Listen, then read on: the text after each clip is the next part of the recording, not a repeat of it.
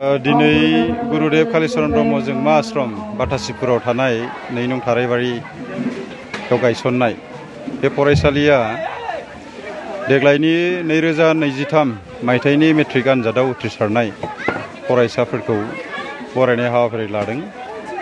बेवहाय ढेकियाजुलि आन्चलिक ब्रह्म धोरोम आफादाबो ढेकियाजुलि आन्चलिकनि सिङाव थानाय टप 10 ब्रह्म धोरोम सिबियारि फरायसा फरायसुलिफोरखौ बेहाय बरायफैदों।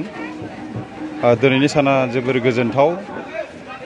जोङो जोंनि फरायसालियाव फरायखानाय फरायसुला फरायसुलिफोरखौ बरायनायजों लोगोसे आरोबाव आन्चलिकनि सिङावनो थानाय गुबुन गुबुन फरायसालियाव फरायनाय उथ्रिसारनाय जि टप 10 फरायसा फरायसुलिफोर बिथांमोनखौ बरायफानो मोननानै गोजोननाय मोनदों।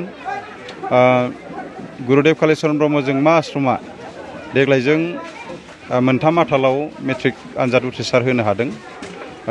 नैबे बेटसा 3rd बेच बेहायबो 100% जोंना रिजाल्ट जादों।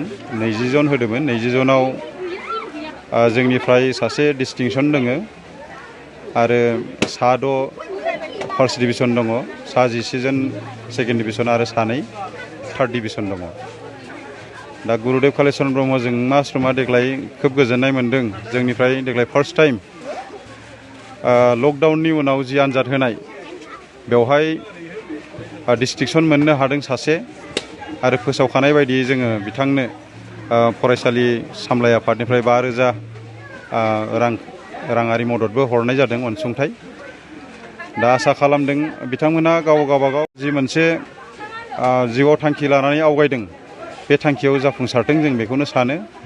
आरो जोंनि फरायसालि गायसननायनि गुदि थांखियानो जाहैबाय बे ओनसोलाव थानाय फरायसाफोरखौ जोङो गुन गोनां सोलोंथाइ होनानै इयुनाव साफा जाफुंसार मानसि दानानै होनो हायो, बेखौनो नोजोर बोनानै गायसननायमोन। आरो बेबायदिनो जों खामानि मावदों आरो मावलांबाय थागोन।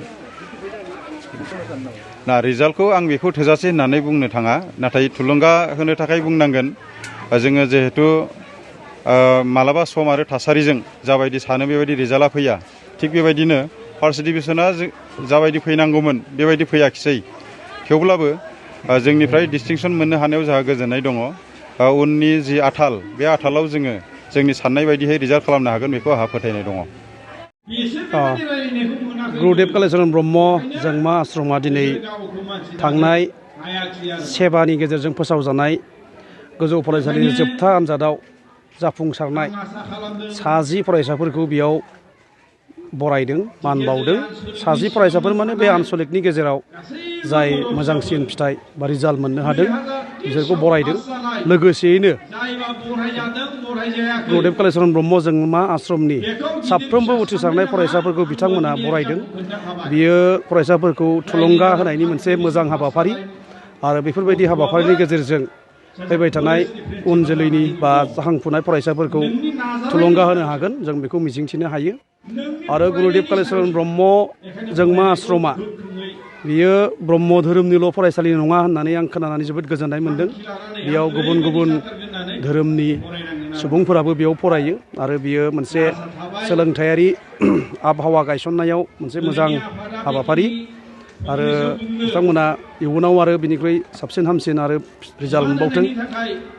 बिथांमोननि इसिं दाथाया जौगाबावनांगौ दङ, बेफोरखौ बिथांमोना मावफुंनो हागोन, बेखौ आं मिजिंथियो। बेथ' मोनसे कन्टिनिउटिया थानांगोन फरायनायनि, बियो प्रेक्टिसा थाबाय थानांगोन, फरायनाय हुदाया थाबाय थानांगोन। गोबां फरायसाफोरा फरायसालि सोलायनाय लोगो लोगो बा गोजौ सोलोंथाइनि थाखाय गुबुन फसंथानाव थांनाय लोगो लोगो खायसे फरायसाफ्रा बै कन्टिनिउटिया थाया। मेट्रिक थाखोसिम जेरैबायदि फरायदोंमोन बा गार्जेननि गोजानाव थानानै मालाबा बिसोरनि माबाया एसे दोरोदलाङो। बेफोरबायदि दोरोदनायनि जाहोनाव बिथांमोना मालाबा माने डाइभार्ट जालाङो। नाथाय बे फरायनायनि जिथु कनसिस्टेन्सि नांगोन आरो गार्जेनफ्रा नोजोर होनांगोन, फोरोंगिरिफ्रा नोजोर होनांगोन। आथिखालनि लाइमोनफोरा समाज बेरेखा खामानियाव गोबां नांथाबबाय, बेनि सायाव नोंथाङा मा बुंनो सानो? बेथ' मोनसे बिराद गाज्रि आबहावा। दा बेयो बर'निल' नङा, जोंनि सारा आसाम बा जोंनि सा सानजा भारतआवनो बे फरायसाफोरनि गेजेराव समाज बेरेखा आरो फेग्रा मुवा बाहायनाय जेरै गान्जा, ड्राग्स बेफोरनि प्रचलना, बेफोरनि बाहायनाया गोबां बांबोनो हमदों। बेयाव माखासे ड्राग्स रेकेटफोर दङ जोंनि गेजेराव बिथांमोना हाबनानै समाजाव मोनसे गाज्रि थासारि सोरजिनायनि मोनसे हाबाफारियाव बिथांमोना हाबसोमनानै दङ जों बेफोरखौ आइडेन्टिफाइ खालामनानै होबथानायनि राहा लानांगोन। खुलुमबाय दिनै बे बड'लेण्ड निउसनि गेजेरजों आरो आर'नाइ निउसनि गेजेरजों आङो बयखौबो साबायखर बावनो सानो। बे जोंनि ढेकियाजुलि आनसलिक ब्रह्म धोरोम आफादनिफ्राय जोङो बेखौल' मोनसे हास्थायदों जे जोंनि बर' जाथिनि गेजेराव बेबायदि गावारि गावनि फसंथान प्राइभेट स्कुलनिफ्रायनो जा सरकारि स्कुलनिफ्रायनो जा जेरैबायदि जोङो फार्स्ट डिभिजन जोङो दा दिनै टप 10 जेरै 10 जन फरायसा बरायनाय हाबाफारि लादों। बाहाय जोङो दिनै सायख' 87%निफ्राय जोङो 70%सिम जोङो गाहायसिम बोख्लायनानै जों बे 10 जन मोननो हादों। जों बेखौ जों गोग्गानाय मोनदों आरो उनावबो जों आसा खालामदों बेबायदिनो गोबां फरायसाफ्रा थुलुंगाखांनानै बेबायदिनो साबसिननिफ्राय हामसिन रिजाल्ट मोनगोन आरो बेखौनो मिजिं थिनानै जों दिनै ढेकियाजुलि आनसलिक ब्रह्म धोरोम आफादनिफ्राय बे हाबाफारिखौ जों लानाय जादों आरो बेथ' आरो जोंनि बे बर' जाथि हिसाबैसो जोङो बेखौ बरायनानै लादों। मानो होनोबा जोंहा बेहाय धोरोमनि जेबो गोग्गानाय गैया आरो धोरोमजों जोंहा बेहाय फरायनायाव जोंहा जेबो लोब्बा गैया। बे गुरुदेब कालिचरन ब्रह्म जोंमा आश्रमाव फरायनायानो जा गुबुन फरायनायावनो स्कुलावनो फरायनाय जा जिखुनु जौसिन मासि मोननाय फरायसाफोरखौ जों बरायगोन जों बेखौ थांखि लाखानाय दं आरो बेखिनियानो।